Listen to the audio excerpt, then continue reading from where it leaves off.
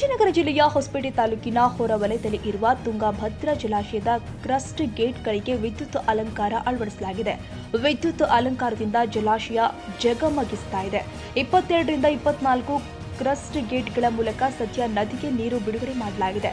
ನದಿಗೆ ನೀರು ಬಿಡುಗಡೆ ಬಳಿಕ ಲೈಟಿಂಗ್ ಹಾಕಿದ್ದು ಜಲಾಶಯ ನೋಡುಗರ ಕಣ್ಮನ ಸೆಳೀತಾ ಇದೆ.